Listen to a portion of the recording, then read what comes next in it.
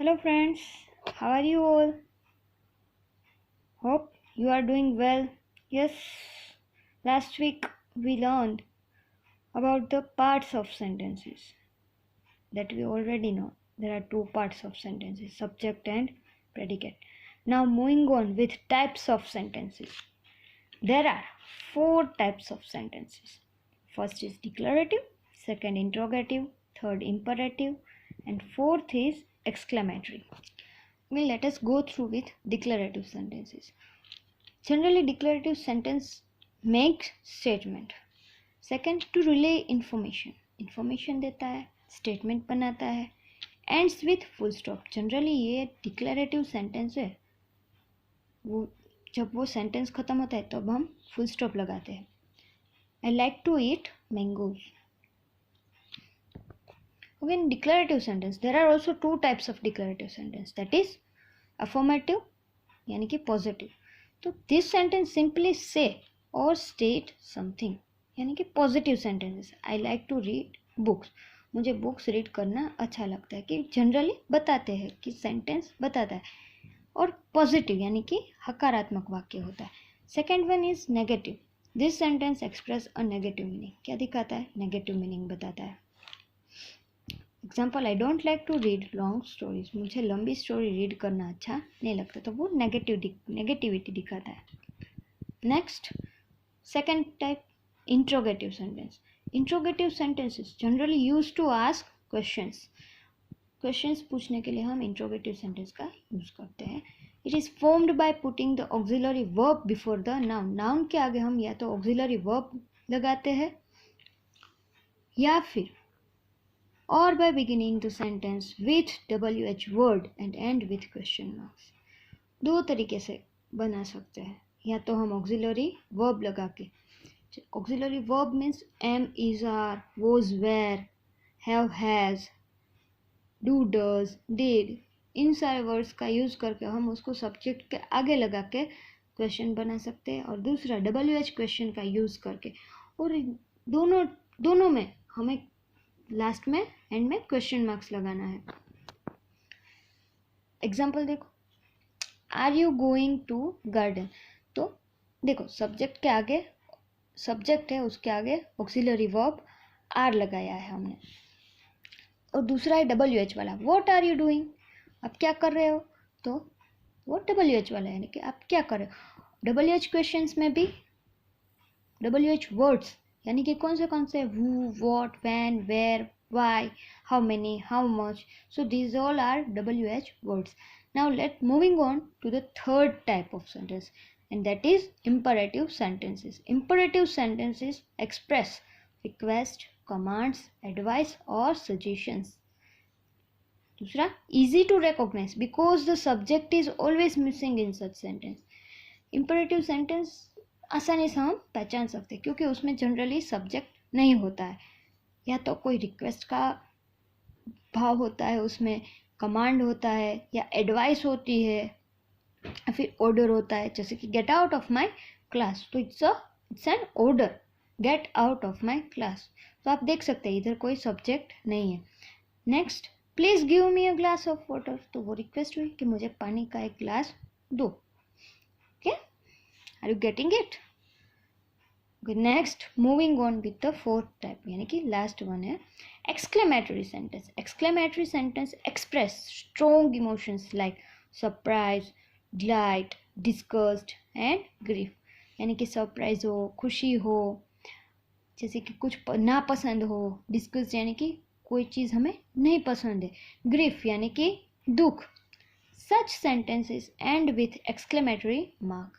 ऐसे सेंटेंस का end exclamatory mark से होता है. जैसे कि what a pleasant day it was. तो कितना खुशनुमा दिन था.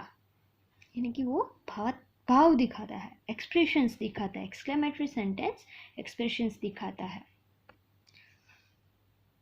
ओके, तो हमने पार्ट ऑफ सेंटेंस सीखा, टाइप्स ऑफ सेंटेंस सीखा. Now moving on to the phrase. Phrase, what is phrase. What is phrase. A phrase is made up of group of words that make sense but not complete sense. कि वो हमें उसका मतलब समझ आता है पर पूरा मीनिंग समझ में नहीं आता है, पूरा सेंटेंस है वो कुछ खुद नहीं बताए. It does not have a subject और अ प्रेडिकेट. उसमें सब्जेक्ट और प्रेडिकेट नहीं होते हैं. ओके, उसके features. Phrase do not have a subject और predicate. They can not stand by themselves. Phrase खुद अकेला खड़ा नहीं रह सकता. उसका मतलब ये कि उसके अकेले से कोई भी एक सेंटेंस नहीं बन सकता. We can't make sentence only by using the phrase. Next, phrase does not make complete sense. पूरा मतलब नहीं बताता है, पूरा मीनिंग नहीं बताता है. ओके, सपोज मैं ऐसा कहूँ ब्यूटीफुल फ्लावर. ब्यूटीफुल फ्लावर पर what type of flower, which flower, we don't know. It doesn't complete the meaning. It does not make complete sense.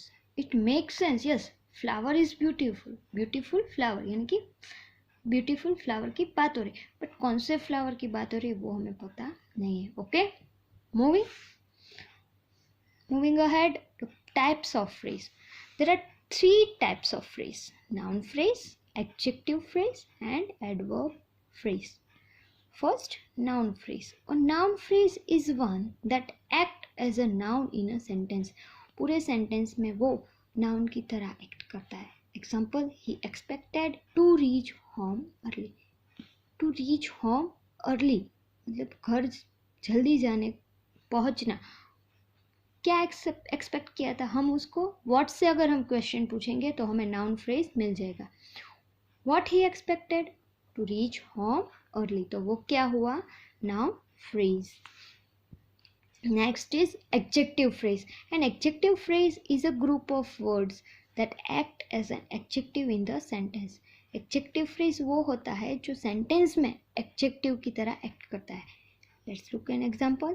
Flowers with good fragrance have been used for decoration. मतलब अच्छी खुशबू वाले जो flowers होते हैं उसको हम decoration में use करते हैं. What type of flowers?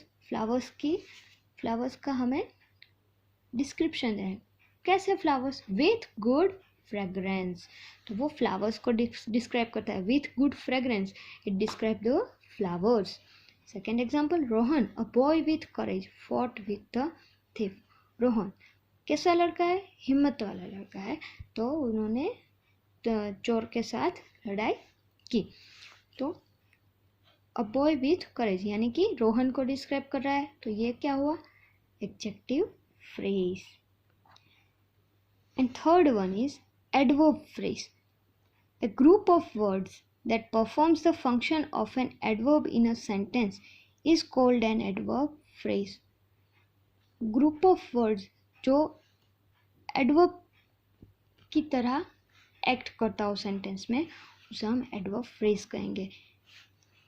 Jane walked on the stage very gracefully. जेन ने स्टेज पे वॉक किया. कैसे किया? हाउ इट वॉक, मतलब वर्ब को फर्स्ट ऑफ ऑल हमें वो पता होना चाहिए कि एडवर्ब क्या है. Adverb describe the verb. Adverb always describe the verb. तो वॉक्ड है तो वो क्या हुआ? वर्ब है. कैसे वॉक किया उसने? Very gracefully. तो यानी कि उसने मॉडिफाई किया. वॉक, वर्ब वॉक को मॉडिफाई किया वेरी ग्रेसफुली, तो वो क्या हुआ? Adverb phrase. Okay, adverb phrase के 3 टाइप्स है, अलग अलग 3 टाइप्स है. First is adverb phrase of manner. It tells how the action is done. कैसे की गई है, कोई भी क्रिया है वो कैसे की गई, how it is done. Example, she smiled in a warm manner. How she smiled in a warm manner. अगर हम हाउ से क्वेश्चन पूछेंगे तो हमें एडवर्ब फ्रेज ऑफ मैनर मिलेगा. Second is adverb phrase of place. What is adverb phrase of place? It tells us where the action is done, मतलब कि कहाँ पे वो एक्शन हुई है. Example, we were looking for you in every possible place. हमने आपको सभी जगह आपको देखा, मतलब हर एक पॉसिबल प्लेस पे आपको देखा. कहाँ पे देखा? तो वेर. अगर आप वेर से क्वेश्चन पूछोगे तो आपको एडवर्ब फ्रेज ऑफ प्लेस का आंसर मिल जाएगा, यानी कि इन एवरी पॉसिबल प्लेस है, वो क्या हुआ? Adverb phrase of place. Now third one, adverb phrase of time. It tells us when the action is done. मतलब कि कोई भी एक्शन है वो कब हुई है, टाइम पीरियड दिखाता है. Flower emit fragrance during the day, यानी कि फ्लावर्स ज़्यादा खुशबू दिन के टाइम में देता है. तो during the day, when flowers emit the fragrance when flowers emit fragrance, तो answer is during the day. तो वो क्या दिखाता है, adverb phrase of time. So आज के सेशन